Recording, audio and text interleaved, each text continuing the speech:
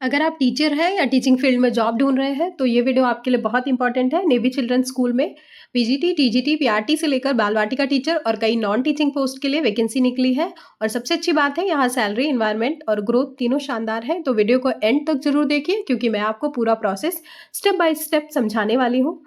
तो ये जो वैकेंसी है नेवी चिल्ड्रन स्कूल से आई है, जो एक इंडियन नेवी द्वारा संचालित एक सीबीएसई कोएड स्कूल होता है। सबसे पहले बात करते हैं वैकेंसीज की। तो इस रिक्रूटमेंट में कई पोस्ट शामिल है, देख लेते हैं कौन कौन सी पोस्ट पे वैकेंसी आई है। पीजीटी में PGT physics, PGT economics, business studies, history, political science, psychology की वैकेंसी है। ठीक है, नेक्स्ट हम देख लेते हैं डीजीटी के लिए। तो डीजीटी के लिए आपकी TGT Sanskrit, TGT science, TGT Hindi की वैकेंसी है। ठीक है, नेक्स्ट है पीआरटी की वैकेंसी है। पीआरटी में आपको पीआरटी जनरल और पीआरटी हिंदी की वैकेंसी देखने को मिलेगी। नेक्स्ट है पीआरटी कंप्यूटर साइंस। ठीक है, पीआरटी कंप्यूटर साइंस की वैकेंसी है। बाल वाटिका टीचर की वैकेंसी है। स्पोर्ट्स कोच की वैकेंसी है। ठीक है, असिस्टेंट लाइब्रेरियन की वैकेंसी है। एंड स्पेशल एजुकेटर की वैकेंसी है। नर्स की वैकेंसी है। And occupational therapist and speech therapist की जो है वो वैकेंसीज है। ठीक है, तो अब बात कर लेते हैं हम एलिजिबिलिटीज़ की, जो कि बहुत इंपॉर्टेंट है। एलिजिबिलिटी में सबसे पहले बात करते हैं पीजीटी की क्वालिफिकेशंस की। तो आपको पीजीटी के लिए मास्टर्स डिग्री होनी चाहिए विद मिनिमम 50% मार्क्स। बीएड में आपके 50% मार्क्स होना कंपलसरी है। आपका सब्जेक्ट जो है वो 12th में भी होना चाहिए एंड ग्रेजुएशन में भी सेम सब्जेक्ट होना चाहिए। ठीक है, अगली बात करते हैं हम टीजीटी के एक्सपीरियंस की, टीजीटी की एलिजिबिलिटीज़ की। तो टीजीटी के लिए आपको ग्रेजुएशन में मिनिमम 50% मार्क्स होने चाहिए आपके, एंड बीएड में मिनिमम आपके 50% मार्क्स होने चाहिए। ग्रेजुएशन में आपके 55% मार्क्स होने चाहिए एंड बीएड में आपके 50% मार्क्स होने चाहिए। ठीक है, सब्जेक्ट 12th में भी होना चाहिए। एक्सपीरियंस वालों को प्रायोरिटी मिलेगी।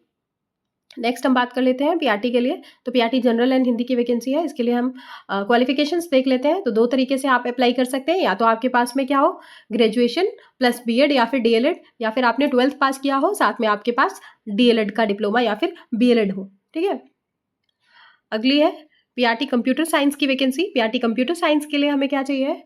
पीआरटी कंप्यूटर साइंस में आपने या तो बीटेक किया हो, ठीक है, या तो आपने बीटेक किया हो इन कंप्यूटर साइंस, बीसीए, एमसीए या फिर MSc in computer science, MSc electronics with computer science, ठीक है, या फिर एमएससी आईटी या फिर बीएससी कंप्यूटर साइंस से आप पढ़े हो, या फिर आपका जो है वो PG diploma in computer science होना चाहिए। ठीक है, आपके पास पोस्ट ग्रेजुएट डिप्लोमा होना चाहिए कंप्यूटर साइंस का।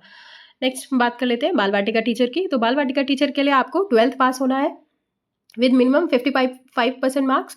आपके पास 2 ईयर का डिप्लोमा होना चाहिए। एनटीटी जो कि नर्सरी टीचर ट्रेनिंग का होता है, या फिर ईसीसी का अर्ली चाइल्डहुड केयर का एजुकेशन का, एंड नर्सरी बीएड होना चाहिए आपके पास। इन तीनों में से अगर आपके पास कोई भी डिप्लोमा है तो आप अप्लाई कर सकते हैं। ठीक है, अगली वैकेंसी है स्पोर्ट्स कोच की। तो स्पोर्ट्स कोच के लिए आपको bachelor degree of physical education, ठीक है, आपके पास बीपीएड होना चाहिए या फिर आपके पास डीपीएड होना चाहिए। ठीक है, बास्केटबॉल या फिर फुटबॉल का जो है वो आपका क्या होना चाहिए, स्पेशलाइजेशन होना चाहिए आपके पास, दोनों में से किसी एक का।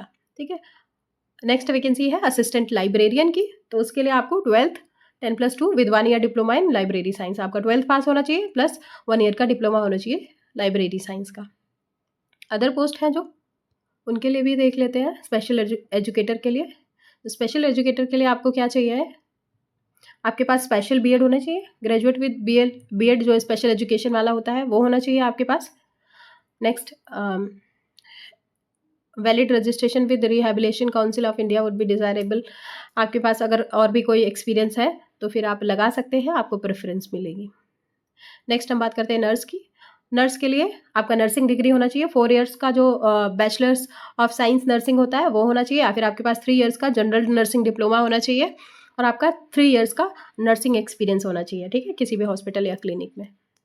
नेक्स्ट है जो वैकेंसी ऑक्यूपेशनल थेरेपिस्ट की, जिसके लिए आपको बीओटी या एमओटी, ठीक है, bachelor degree in occupational therapy या फिर बीएससी इन ऑक्यूपेशनल थेरेपी या फिर मास्टर्स इन ऑक्यूपेशनल थेरेपी, ठीक है, for specialisation which is a 2 year programme. MOT जो है वो 2 साल का डिप्लोमा होता है, वो आपके पास होना चाहिए।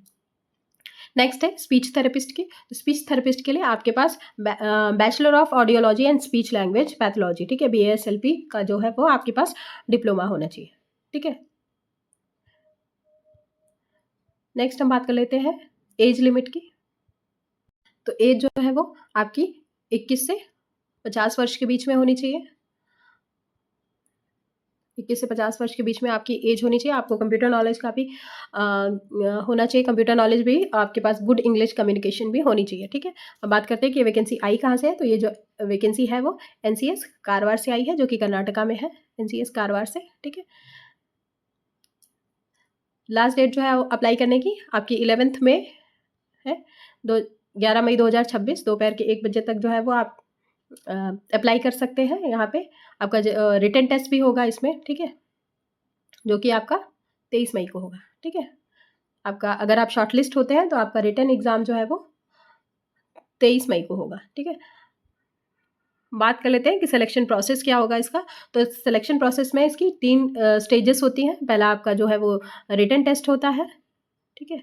रिटन के बाद में आपका जो शॉर्ट एसे होता है उसका टेस्ट होता है, ठीक है। और लास्ट जो होता है आपका इंटरव्यू होता है, ठीक है। Last interview plus demo class भी लेते हैं। आगे हम देख लेते हैं डेट्स की इसकी, ठीक है।